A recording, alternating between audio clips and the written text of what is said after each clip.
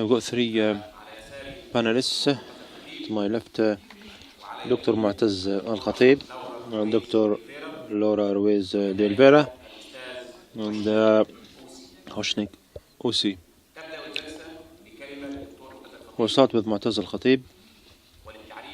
And Mutaz Al-Khatib is Professor of Methodology and Ethics at the College of Islamic Studies at Hamad bin Khalifa University. He is the supervisor of the research unit on Islam, Methodology and Ethics at the Center for the Study of Islamic Legislation and Ethics, COIL. He has worked as a lecturer and researcher in many Arab and Western universities and anchored a program for Sharia and life on Al Jazeera. He has authored and edited a number of published books and published several peer-reviewed studies. Dr. Mutaz, the floor is yours. The allotted time is 15 minutes. Thank you, Dr. Khalil. We ought to speak about Sheikhs, the regime, the revolutions in Syria, religion, and support and opposition. I'll be talking about 3 points. First one is the key event, and then the paradigm, and then the analysis issues. When it comes to the big event that I emanate from, is to do with February 2011 and the demonstrations in Damascus from the mosques and the intensity of this event, which has turned to become a Friday tradition with different titles. This event has been used as a justification. Some of the academies thought that the revolution emanating from the mosques is emblematic of its backwardness, and they do not conform with the new standards. The regime looked at these protests as being emanating from the Takfiri groups, so both condemn the protests but disagree in the essence of it. When it comes to the Sheikhs went through two parts here. I'm talking about the Sheikhs inside Syria rather than those who lived abroad. They went through two phases. The first phase was to do with the early stages of the revolution, and the protests from the mosques resembled them with a dilemma, because they faced the regime and the pressures thereby, as well as the pressures from the other parts of the revolutionaries, as well as they were subject to crackdown on the part of the security forces. This indeed has changed later on when some of the sheikhs went abroad, and it became a positive thing to have rather than a negative one. And as far as the Islamic dimension of the revolution, this event has led to two things whereby the sheikhs returned to become at the epicenter of the protests. The regime has cracked down the sheikhs at the beginning of his tenure. Even al-Bouti was marginalized in the first years of the Assad tenure. The other issue is the confusion of the landscape of the revolution itself. That means this Islamic formula has resembled a bogeyman for those observers, and some people thought of it as being sectarian. So how could we understand this issue? This I would like to touch upon four kind of concepts. The first one is the public sphere, or Jürgen Habermas, and I will integrate this with the general kind of work on the part of the nation state through the charitable work in 1909, and then in the 50s charitable work had flourished in Damascus. The second concept is to do with the unpoliticized charitable work. The third one is the compliance concept that is based on two concepts, the religious one and the political one, through intimidation and trying to recruit istikhbarat or intelligence circuits, the religious dimension in accordance with the divine command theory. So everything that is divine, the legislator rather, whether it is Allah or the political power, would be commendable, and there is no need for justification. So it is similar to the divine command theory here. The other issue is the duality of the organizational and the individual. The organizational is to do with the groups that were studied, and the individuals, like the Bhoti, who had no organizational framework. He's an individual, and thus some problems surface here when we compare Tiftaro, Qubaysiyat, and the individual Sheikh al-Bhoti in his own merits. So here there is a difference between the supporter and the member. That means, how could we differentiate between the supporter or the would-be seeker or the member? And this indeed affects the two in accordance with their relationship with the power and the room they maneuver in, and the relationship thereby with the regime. The fourth concept and the last concept that I base my analysis on is the similarity between the mentality of the regime and the mentality of the religious groups in Syria.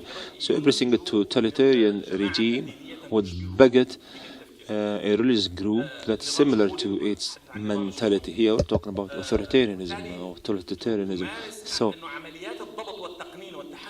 codifying and crackdown and mechanisms that do take place on the part of the totalitarian regime would lead to similar kind of dimensions, i.e. the relationship between the would-be seekers and the sheikhs and the followers and the head of the groups, as well as the concepts thereby that relate to the change process. And thus the regime, for example, wants political stability, and the religious group wants religious stability.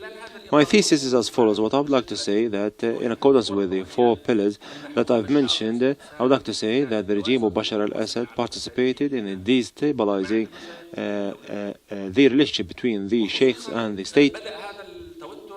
And this tension or this disbalance or imbalance started after the 11th of September, and it was ominous in 2003, 2006, 2008, and then 2011.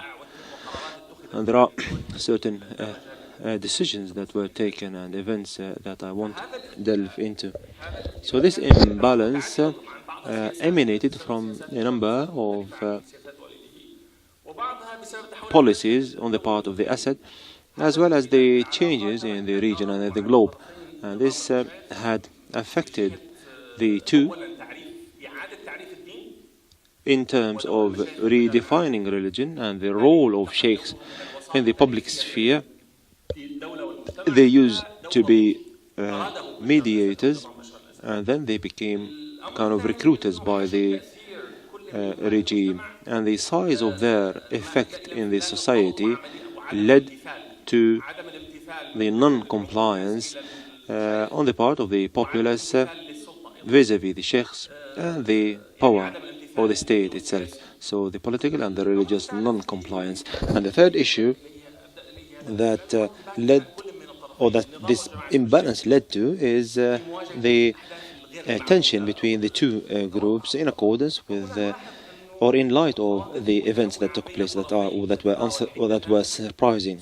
So we had witnessed imbalances. The Zayd groups, Naim al-Rususi and Sheikh Osama al-Rifai and Sheikh Sar al-Rifai, and the stances of the regimes were volatile in accordance with the rhythm of the event. And al-Bouti's statements, Karim Rajah and Bashar al-Assad himself, when he talked about the Sheikhs, here I'm just talking about headlines, but there are plenty of details. And I mentored these kind of statements.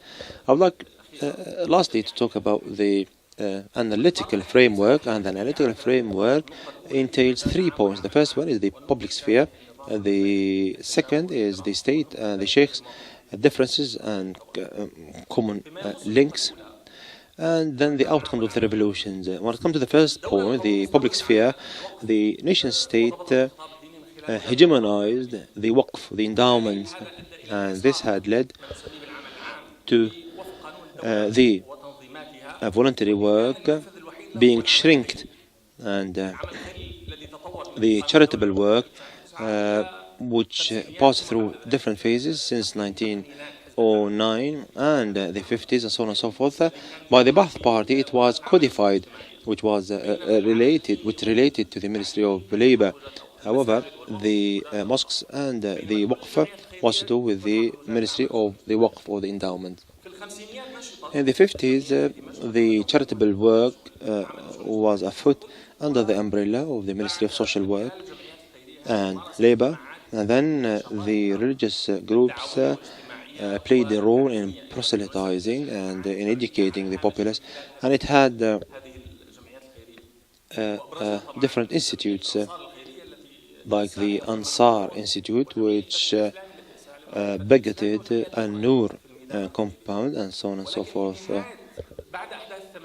However, after the 80s, the landscape, the religious landscape in Syria was restructured and it was hegemonized. Indeed, I didn't know but Kaftawi and Al-Bouti because there were no satellites.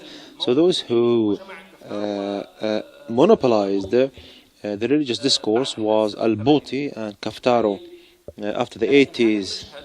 But this landscape or this scene at the end of the 90s has changed because of the advent of the satellites, and thus new kind of actors came along outside the control of the state, especially the Salafis and the Muslim Brotherhoods. And thus groups outside the control of the state participated in the formation of the scene, and this had led to polemics between Al-Qaradawi and the Ministry of Endowment, and Sheikh Al-Bouti and Al-Qaradawi took a stance that was early, that was premature. Sheikh Hassoun and others used to be adamant on him intervening in the Syrian affairs. With the advent of the protests, we had witnessed new stakeholders outside the traditional formula that used to link the state with the Sheikhs, and thus the protesters used to launch their protests from the mosques, even though some of them were not prayers or did not perform the prayer, and they did not belong to the Sheikh groups.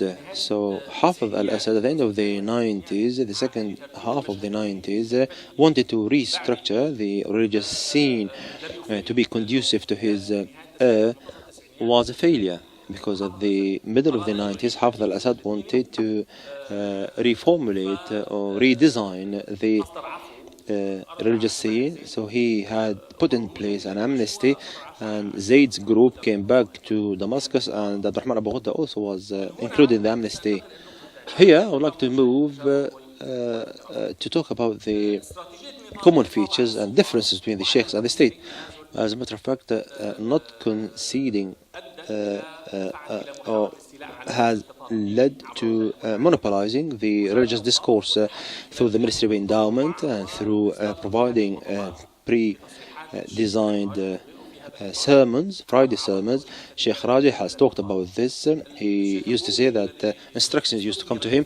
Sheikh Al-Bouti was invested in since the beginning of the protests with different formulas through different channels. To his right, the Ministry of Foreign Affairs was there, and the Minister of Endowment was to his left. They participated in one press conference or one symposium. Also, the scholars elders of Syria was formed, and as a matter of fact, also the association of the Sheikhs of Damascus was also established and headed by Al-Bouti and then his son. In contrast, the President of the Republic in August 2011 intervened personally in designing the right principles of religion. He instructed the scholars that they did not respect. This speech was very important in conveying the religious policy of the state of Syria. Indeed, he intervened. Bashar al-Assad, he intervened personally and he issued a decree of banning the protests, and he convinced the sheikhs to do so. The sheikh-related groups were put between hard place and a rock. The propagation of the groups themselves, whereby they were influential as individuals, because without such organizations they won't have any credit, and thus the religious groups had in place a policy that is conservative, as well as the compliance that I talked about earlier, and thus there is no space for justification, and there is no need for justification. There is a need for obedience, compliance for the political and religious decrees or orders. Bashar al-Assad contradicted the policy of his father when he underestimated these religious groups in accordance with the allusions that I provided, I presented to you, and when he indoctrinated the sheikhs themselves. When it comes to the spillovers of the revolution itself, or the outcomes, there were three. First, the group of Zayd became an opposition party or group abroad. Hafiz al-Assad relied on this group to make his son legitimate in his power. And indeed, Bashar al-Assad was lenient when it comes to the Zayd group. And as a matter of fact, the importance of such group was to do with charitable work.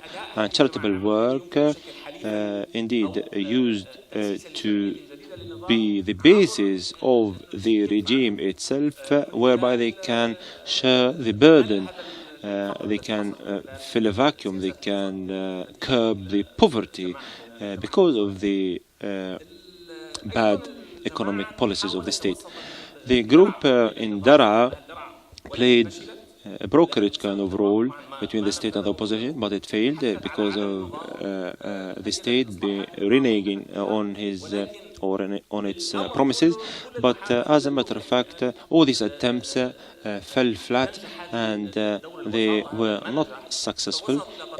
The mediation process failed, and thus this group left Damascus when it reached a dead end.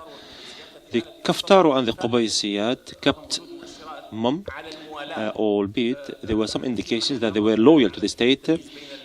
They focused on the differentiation between the member and the would-be seeker for the sheikhs. Ahmed al-Amadi has talked about this issue and differentiation thereby. The third point is to do with the ally, who was the Bouti. وجهاز وزارة الأوقاف بمشايخها يعني. وبالتالي النظام في الأخير لم يجد بدا من العودة إلى حليفه التقليدي، حليف النظام، حليف أبوه وهو البوطي، ولأن البوطي كان متخففا من عبء التنظيم، وبالتالي ما عنده هذه الضغوط، فكان عنده ما عنده هامش للمناورة، فكان طيعا في يد النظام لأن يلبي هذه الطموحات، خاصة أنه هو يقوم بدوره التاريخي في حلفه مع النظام. فالنظام عاد لهذه الحلفاء التقليديين كما قلت، وحاول أن يعيد ترتيب المشهد الديني بعد أنه حصل فيه هذه التضعضعات. تم تصعيد جماعة الفرافرة، جماعة الفتح، معهد الفتح الإسلامي، على رأس هذه الجماعة الشيخ عبد الفتاح البزم والشيخ حسام الدين الفرفور، وأختم بهذا. شكرا.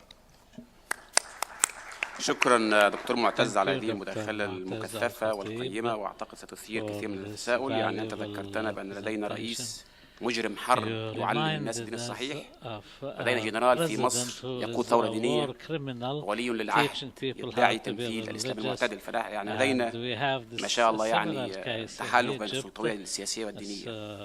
المداخلة الثانية بعنوان السياسات الاجتماعية والعمل الإنساني ساحة بديهة المعركة، تتحدث فيها الدكتورة لورا رويز دي إلفيرا، وهي باحثة متفرغة في معهد الأبحاث الفرنسي للتنمية الIRD، حاصلة على درجتين ماجستير في العلوم السياسية واللغة العربية، كما شاركت مع تينا زنتل في كتابة المجتمع المدني والدولة في سوريا، الاستعانة بالمصادر الخارجية من أجل تحقيق المسؤولية الاجتماعية. دكتورة لورا أيضا تتحدث ربع ساعة ثم ننتقل للمتحدث الثالث. قبل ما أبلش بدي أعتذر لأنه رح أتكلم بالإنجليزي، لأنه من زمان ما حكيت باللغة العربية، وكمان بالإضافة أنا كتبت مقالي بالإنجليزي، فأنا آسفة.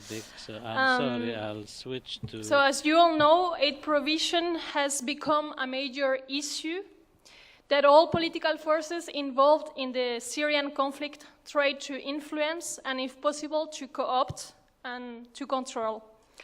While those against Bashar al-Assad have founded and gradually institutionalized their own social and humanitarian structures with the support of the Syrian diaspora and that of international donors, the Syrian regime has in turn tried to co-opt the pre-existing charitable structures as well as to create new ones in order to gain the population's hearts and souls. As for the jihadi groups, testimonies and documents show that they have also invested in social action so as to be accepted by local communities.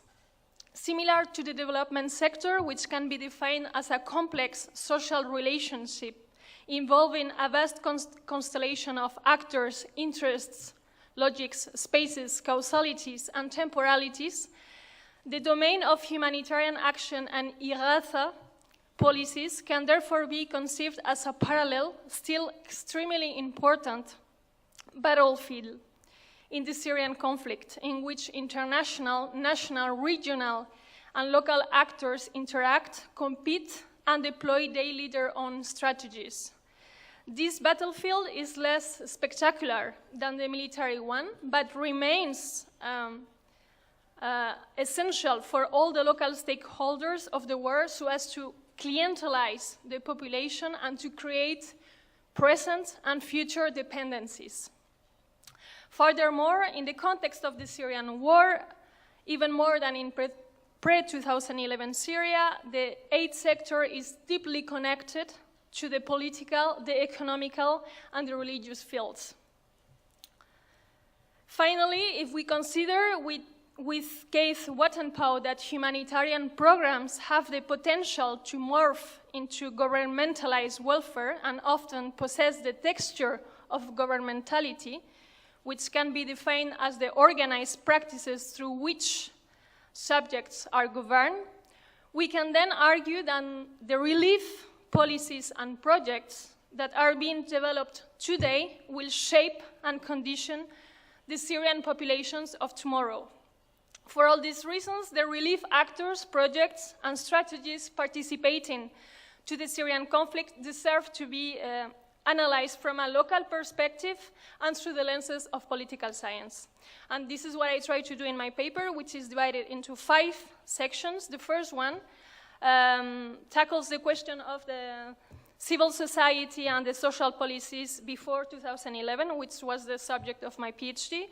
The second one examines the emergence and institutionalization of the opposition humanitarian networks from 2011 on. The third one, in turn, analyzes the social and humanitarian policies, strategies of al-Assad's regime. After that, I explore briefly the role of foreign donors and international agencies on this domain, and at the end, I finalize with a section on the impact of the different humanitarian actors and projects in shaping Syrian communities. So I don't have time to talk about the period before 2011, and Mutaz has already talked about that, so I will go directly to my second point.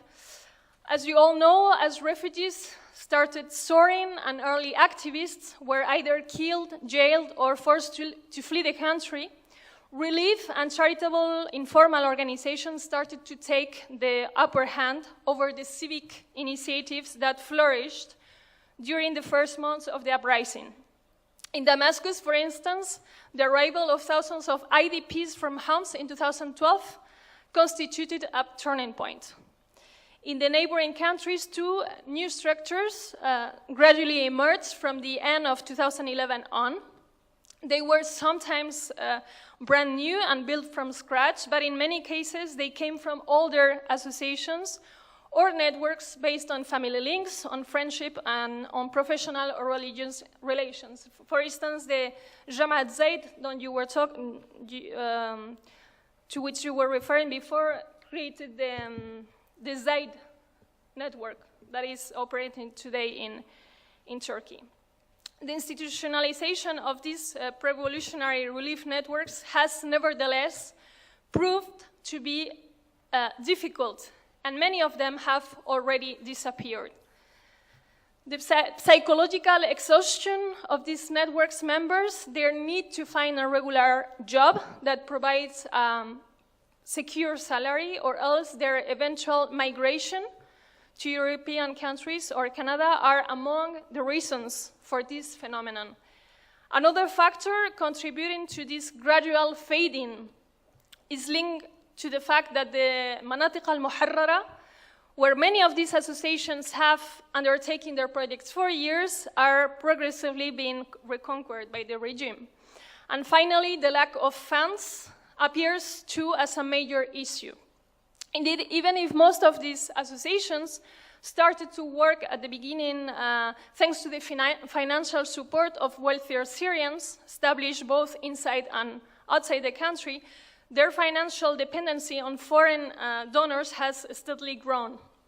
Now, partnering with international NGOs and agencies requires to possess a certain number of linguistic, technical, and symbolic resources that not all Syrian relief networks have managed to acquire. Some of them, however, have rapidly learned how to speak the humanitarian language and eventually manage to normalize and to institutionalize themselves, transforming from an informal ad hoc revolutionary group into an exiled humanitarian organization with paid staff, mid-term programs, and established partnerships. Yet, as Bashar al-Assad is winning the war and the reconstruction projects are starting to flourish, even those successful networks are now seeing their funds diminish and their activities endangered. Within this opposition humanitarian landscape, the Assistance Coordination Unit, ACU, has played a central role in terms of funds collection and distribution, coordination of relief projects and actors, and management of relief campaigns inside Syria. Officially presented as a, I quote, national Syrian non-government, non-political, non-profit institution focused on maximizing the impact of assistance delivered to the Syrian people by coordinating the efforts of donors, implementing agencies and community representatives, Its creation corresponds to the will of the Ittilaf to centralize foreign funds and to organize the opposition grassroots relief sector, as well as to the desire of the Friends of the Syrian people to reinforce the political opposition to Bashar al-Assad. This is why many activists rejected this unit since the beginning and perceived it as an imposed top-down structure, and more precisely as the humanitarian arm of the Ittilaf. On the other side, Bashar al-Assad's regime has deployed its own ad hoc social and humanitarian policies. In the first place, regarding the charities that predated 2011, as early as the spring of 2011, the Ministry, وزارة الشؤون الاجتماعية والعمل, adopted a multiple strategy that consisted in closing those that were considered potentially dangerous, in shutting down an important number of websites very fast, and in taking the control of other associations by appointing a new Majlis Idara, something permitted by the 1958 Associations Law and practiced from time to time before 2011.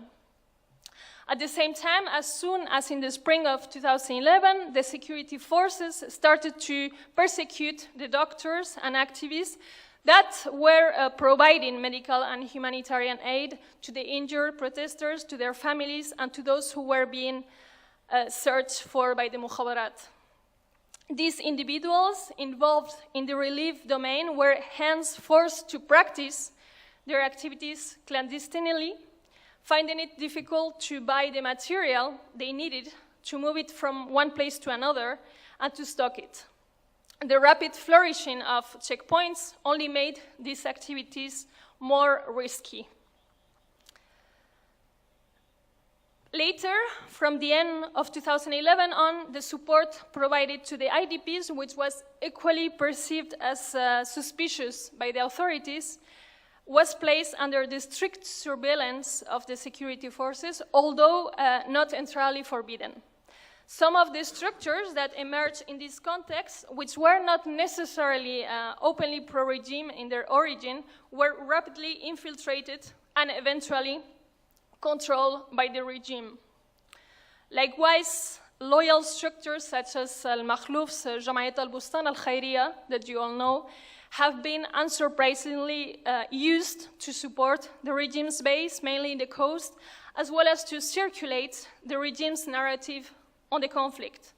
The Al-Bustan Facebook page is particularly eloquent in this regard. It regularly displays images of the Syrian army underlying its honor, as well as pictures of Bashar and Hafiz al-Assad.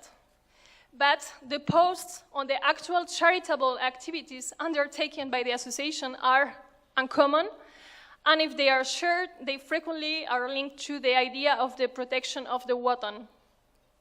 Al-Bustan can be considered as one of the 4 gatekeepers operating openly nowadays in Syria, the other 3 being the Syria Trust for Development, the Syrian Arab Red Crescent, and the Jamaat Qadis Gregorius al-Orthodoxia. These structures seem to be the only ones authorized by the وزارة الشؤون الاجتماعية والعمل to work in all the governorates, and as before 2011, they monopolized most of the foreign funds, which they subsequently distribute among a growing number of newly registered NGOs following a clientelistic pattern. It seems that now there are more and more new organizations that are being registered. In sum, Bashar al-Assad's regime's social and relief policies appear as an additional tool in the war against those supporting the uprising. Relief activities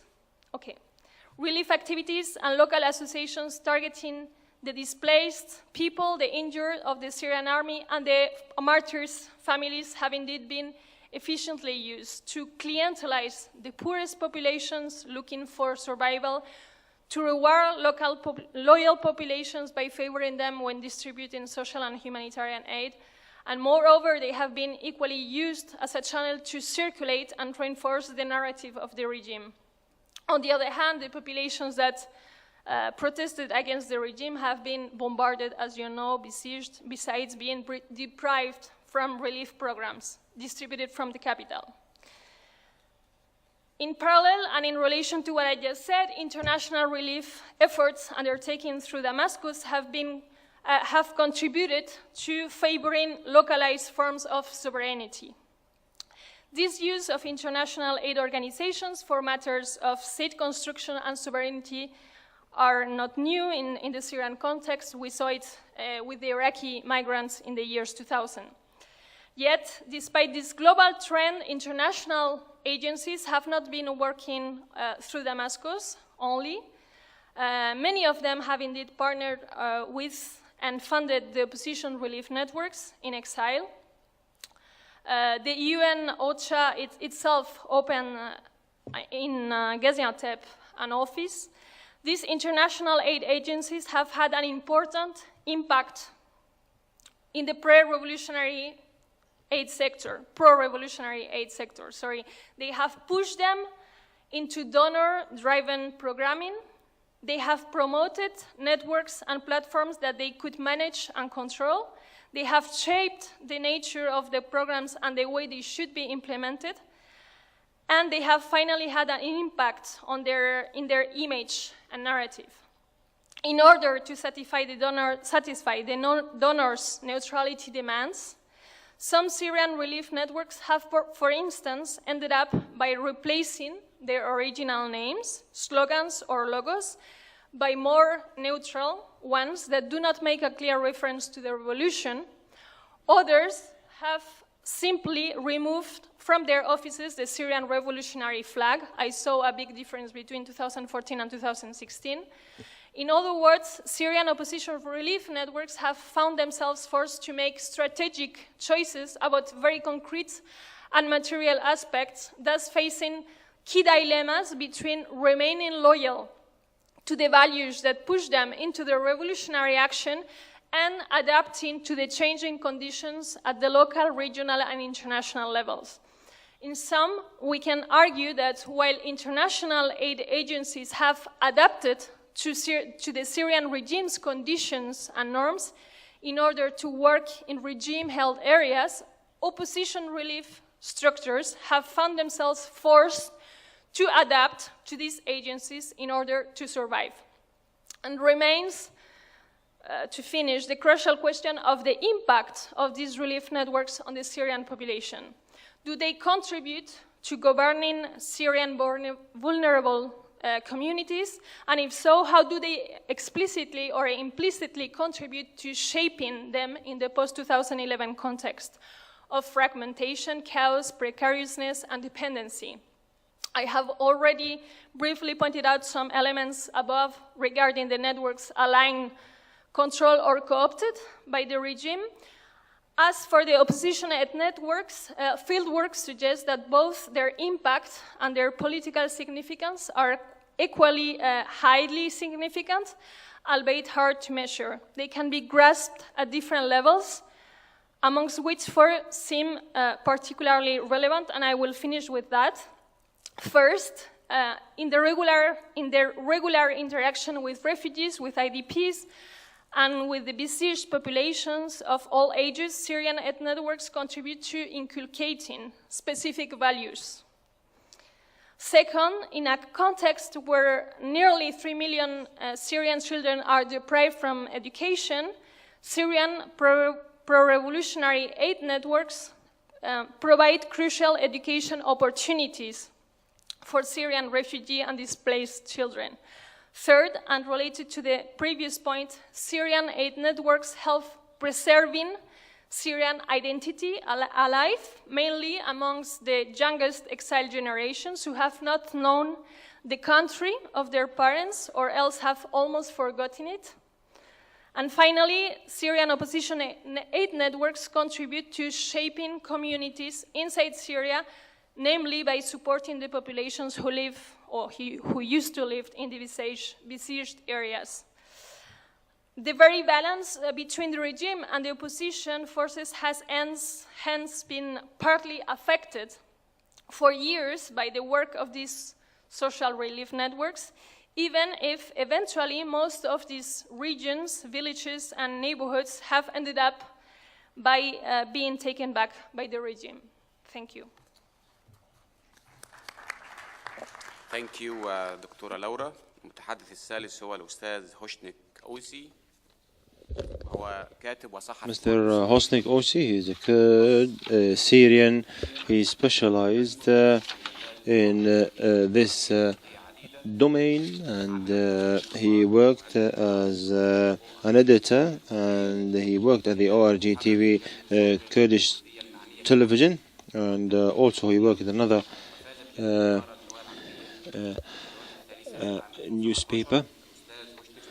Mr. Hosheng will be talking about the PYD, the identity, the scope of influence. 15 minutes.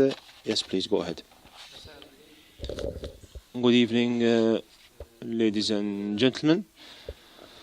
I would like to thank the participants in this session and the previous sessions, and I reckon that participating in such conference ought to have been held years ago, and the talk in these sessions won't change anything on the ground, but we kind of try to archive or document what goes on in Syria through our participation. What I would like to tackle is very important. The Arab Center for Research and Policy Studies appropriated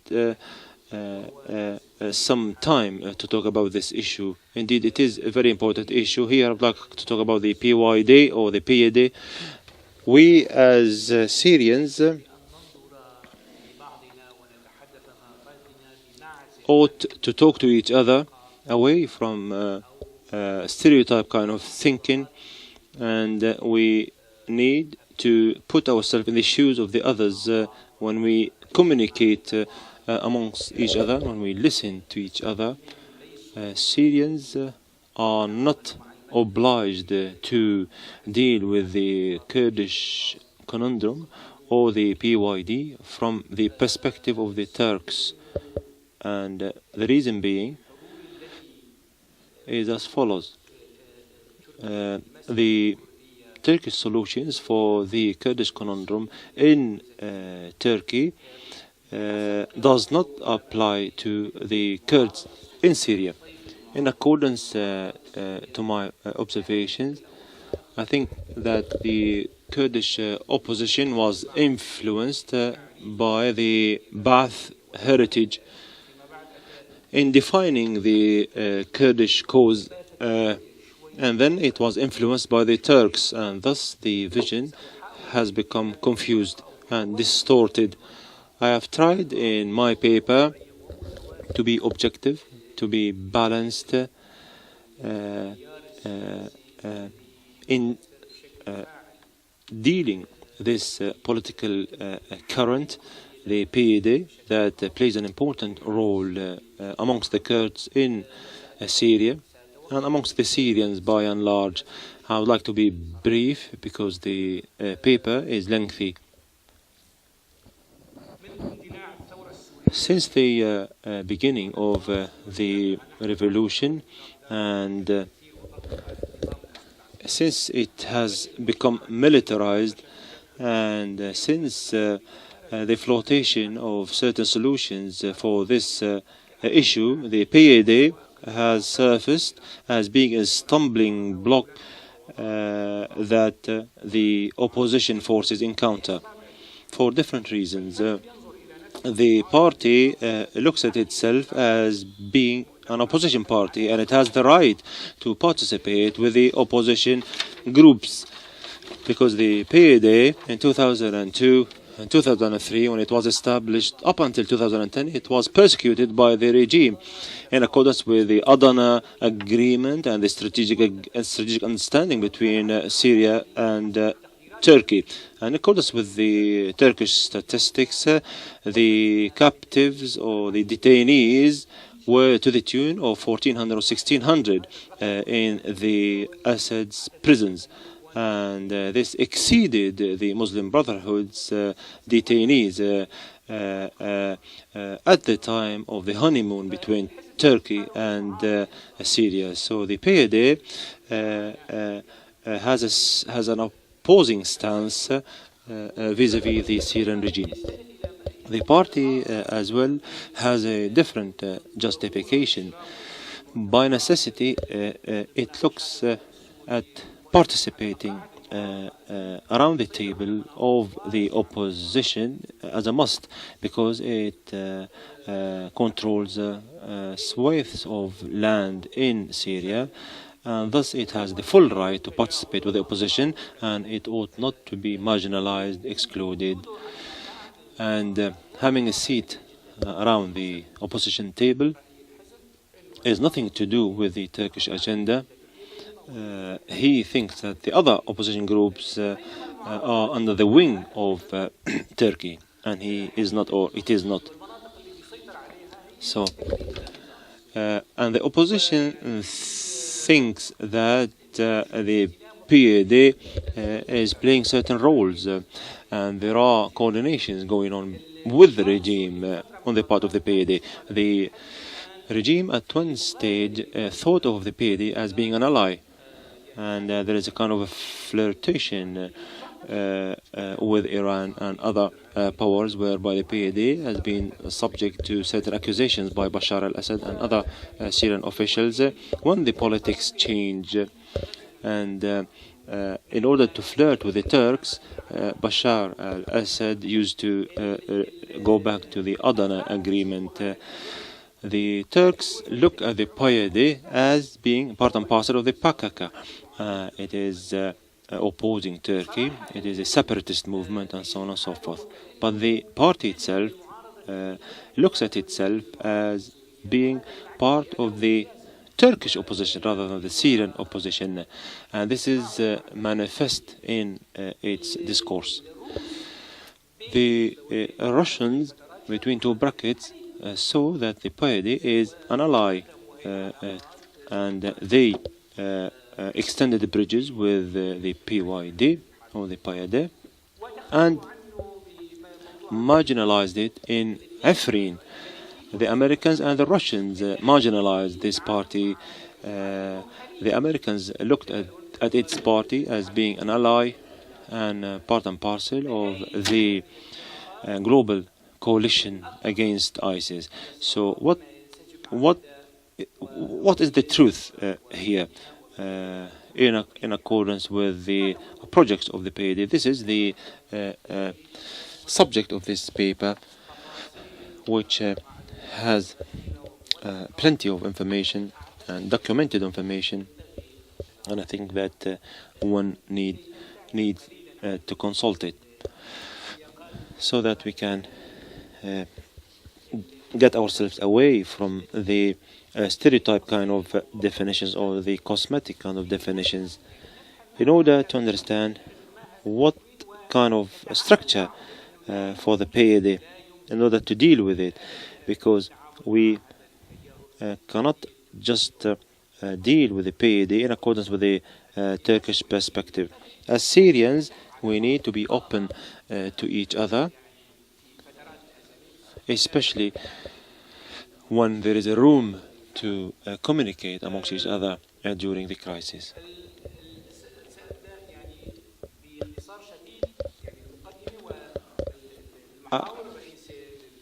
I would like to touch upon the prelude and then the gist of the paper and then the conclusion, because the conclusion sheds light on some solutions that I see appropriate as a Syrian. It's nothing to do with theoretizing. It's nothing to do with the standards of the lecturer who puts theory away from being implemented. So we need to have certain mechanisms to deal with this phenomenon that is entrenched in in Syria. The foundation kind of phase for this party, the party goes back to the presence of the PKK in Syria, despite the fact that PYD denies that it is an extension of the PKK, but the Articles of Association and the political discourse is emblematic, or is manifest, or is certain that it is indeed an extension of the PKK. So the embryonic kind of establishment of this party started in 1979. After the declaration of its establishment in 1978, Abdullah Öcalan, with a number of individuals, along with the PLO, some of them were with the Palestinian Liberation Front. Kamal Peer used to fight with the Palestinians, and he became a founder. So Abdullah Öcalan benefited from these members who used to fight with the Palestinians, and he extended bridges with Naif Hawatmi and George Habasha, and he trained the elements with the Palestinians, and some of them indeed were killed. 10 of them were killed, and 15 to 20 were also taken captives, and injured amongst them fell in Nabatiya and other areas. So after the Israeli invasion of Lebanon, and after such elements of the party being courageous and brutal in the work, the Syria focused on this group, and this in 1982 led to entrenching the relation with the Syrian regime.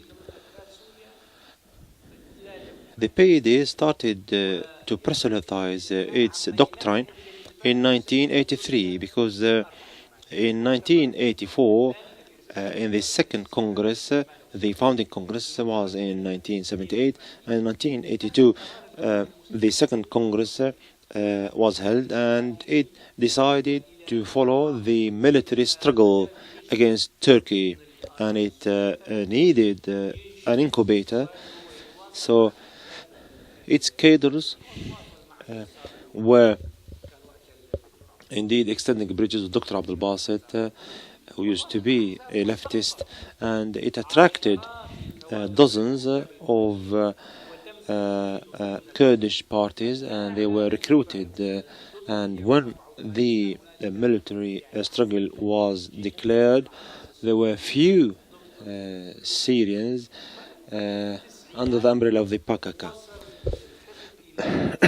In the 90s, it was very popular amongst the Syrian Kurds. The Syrian regime allowed for such mushrooming of such numbers, and the Syrian Kurds, Hafez al-Assad thought that they might indeed focus on Turkey rather than focusing on Syria per se, because Turkey resembled the main homeland for them, and thus the PKK indeed was able to recruit tens of thousands from militants, from cadres, and these people had families, so spontaneously they became the basis or the grassroots of the PYD, or the ranks and files of the PYD. After the arrest of Öcalan, Turkey has exerted plenty of pressures, and the Turks usually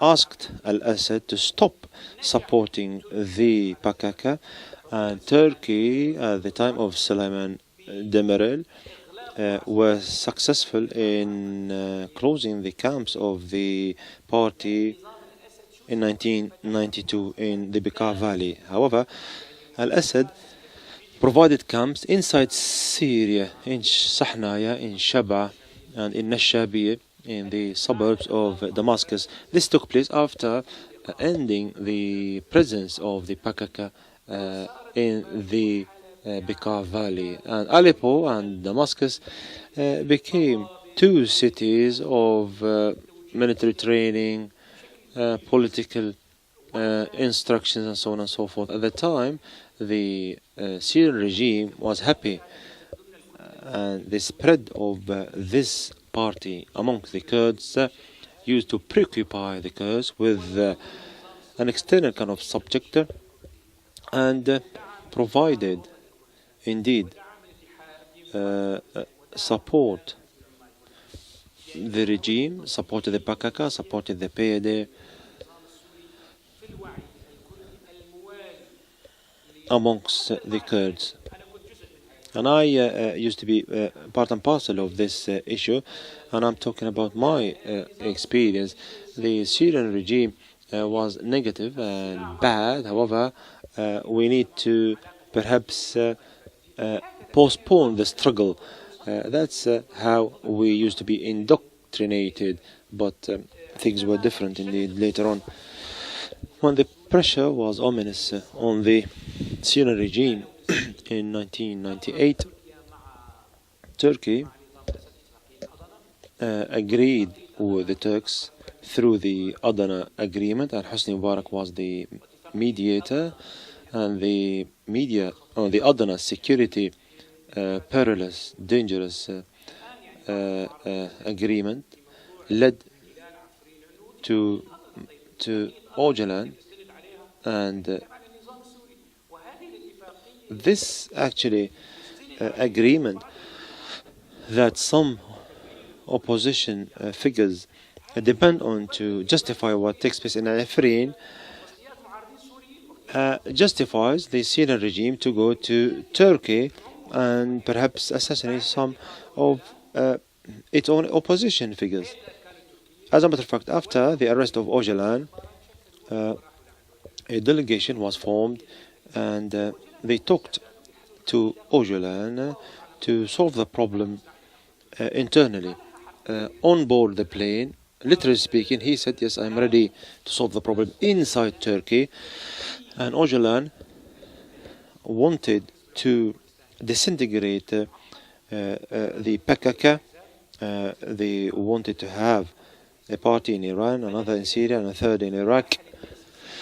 And in 2001,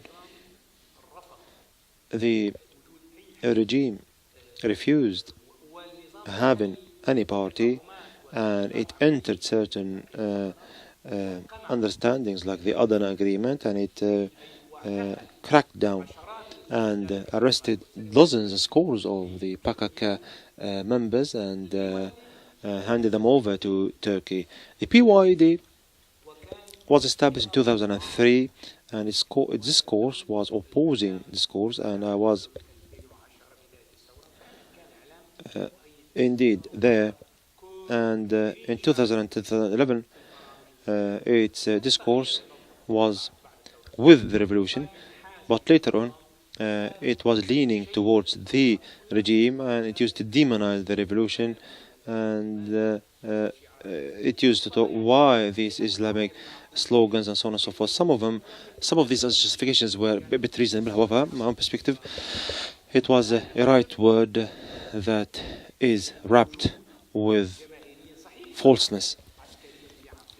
So in Afrin, the PYD was the underdog, but still it has a popular support, and we need to extend bridges with this party to understand it. The support of this party and the size of the Turkish interest in this regard ought to lead to understanding this party in order to communicate with it on the part of the opposition. People say that it is not a nationalist kind of party. It has certain external elements. Yes, the Muslim Brotherhood is a global movement, and the Ba'ath was also a transnational party. The Kurdish National Council also is the same. So indeed there are ramifications of all the parties that are transnational, and the PAD is not an exemption. Yes, it resorted to violence, yes, it resorted to terrorism, yes, but other factions, Islamic factions, resorted to violence against the revolutionaries. Razan Zaytouni was taken hostage, and indeed he or she were put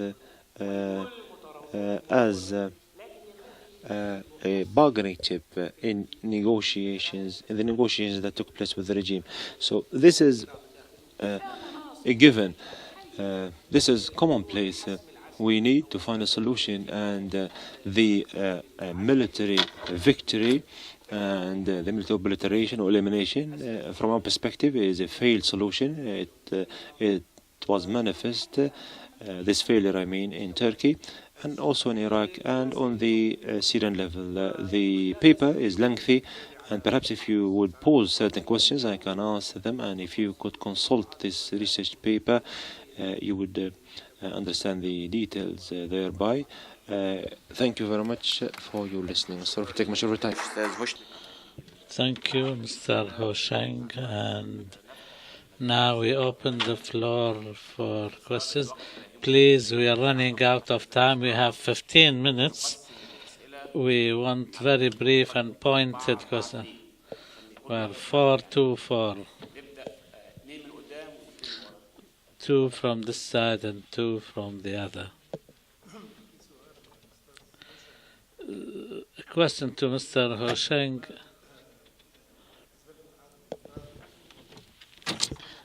The party was established in 2000, the PYD, but was as a result of Mr. Öcalan's decision to divide the PKK into 3 units, one Turkish, one Syrian, one Iraqi. From 2011 until now, there is a faction within the Syrian revolution, which is a Kurdish faction, which thinks it has nothing to do with the Kurdish question in Syria, and sees that the Kurdish question is outside the sphere of the revolution. The question: to what extent is the PYD independent in its decision making, and to what extent is it independent from the leadership of the PKK in the Kandil Mountains?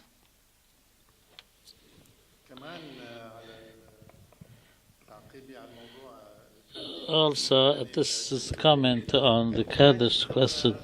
We, in the Cairo meeting at the beginning of the revolution, we met Mr. Saleh Muslim many times. We met him in Turkey more than once and in Cairo. The Kurdish question is sensitive, of course, but there were some understandings with the Kurdish National Council that every time we met Saleh Muslim, there was no result, despite they told us they have commonalities between us and them, but they were never translated into actual stance with the revolution. And in the beginning of the revolution, the Amuda massacre and others, it was a revolution against the regime. There were Kurdish activists who were fired at and killed. So maybe the PYD may consider itself an opposition party, but I don't think they ever considered themselves part of the revolution. Also, they were the decision in the PYD was every time Mr. Saleh Muslim came out with a statement, the leadership of the PYD refuted him. So I think the PYD to us, they have no political wing. They have probably one dominant military wing only. Finally, what consolidated the PYD's links with the PKK after the attempt to reach a political solution in Turkey between the Kurds and the Turkish government, the PYD changed its discourse and adopted the PKK's own. So they themselves created the impression or enforced the impression that the two are one.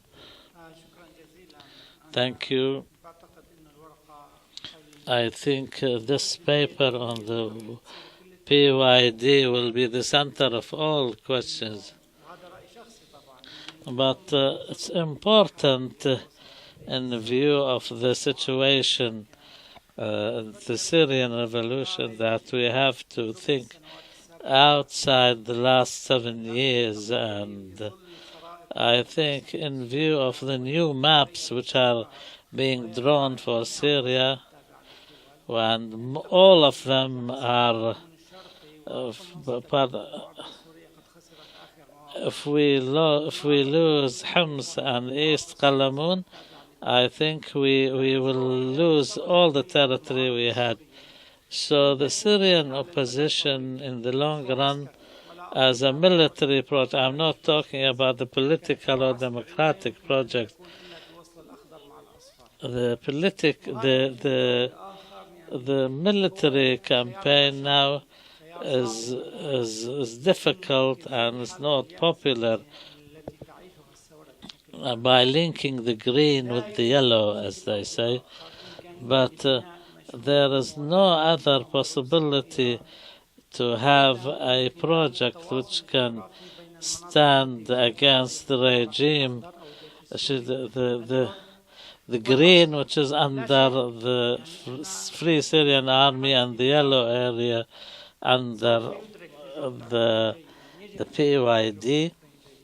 The PYD must understand what happened in Afrin well, and they should know what happened in the Kurdish region in Iraq, and how the Kurdish lost what they achieved in 20 years in one go. At the same time, the Syrian opposition and the Syrian national forces can ask a question: what does Turkey want? And why should we? Why did the operation stop in Afrin and did not go to Tel Rafat, for example? Thank you. Please identify yourselves and be brief. We want to have enough time for everyone who wants to ask a question.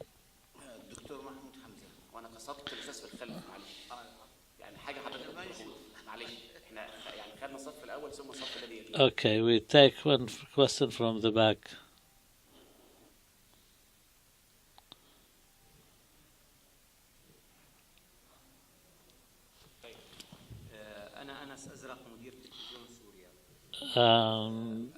From the Syria television, I want to comment on Mr. Mutaz. This is a joint comment between me and Mr. Yassin Najjar. Mr. Mutaz did not read all his paper. The relationship between the scholars and the regime, he only talked about the the religious establishment in Damascus only, and not other regions, like for example in Dar'a, represented by Sheikh Sayasna, had a clear stance in Banyas, in Hims. Some scholars started mediating, ended up being in opposition. Aleppo, Sheikh Ibrahim Salqini,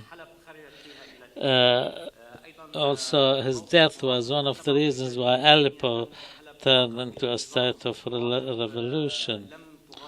Also there are other, Suhaib al-Shami, what was his position, we don't know. Dr. Mahmoud Akkam also was pro-regime. Even also in the case of Damascus, there was Dr. Jawdat Saeed with his non-violence.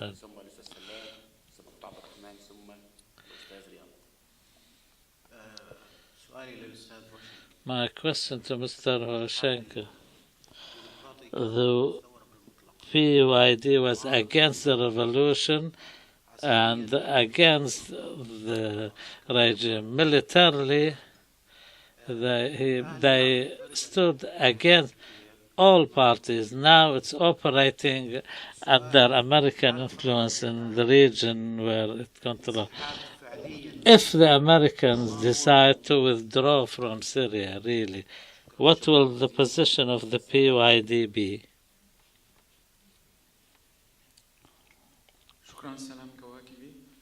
Thank you, Salam Kawakibi. My question to Mr. Hosheng. Emmanuel Macron, a few days ago, received a delegation he called the Syrian opposition delegation, but it was mainly Kurdish and their allies. And this was a success for this group, which we call Qasad, which some people, these people are labeled as mercenaries, but unfortunately, who wasn't in the Syrian revolution? My question is: the Kurdish National Council, through meetings, and Dr. Abdul Basit took part in, is it closer to separatism or than the PYD? For example, the Kurdish National Council, which is a member in the Tilaf, the discourse talks about separation. And the PYD's discourse, this is not so obvious. Thirdly, why do you think the Syrian opposition has not managed to open channels of communication? Although there was in the beginning talk with Saleh Muslim, but with all the discourse I hear from the revolution is always accusations of treason.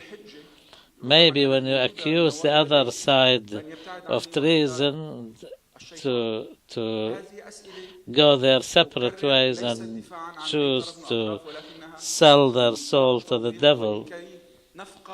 This we want to understand. Thank you.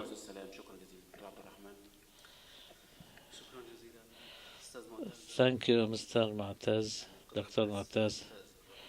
Very nice presentation. What I heard was very nice indeed. But I give one observation, and that is Dr. Mutaz said at some stage the regime managed to control the religious aspect through the Ministry of Endowment, the religious schools, charitable work. In fact, this is on the face of it that, but the absolute tight control created some sort of a black market. society in response to this attempt by the regime, and in an attempt to defend and protect itself, created an understanding and a perception of Islam different than the one which was being spread through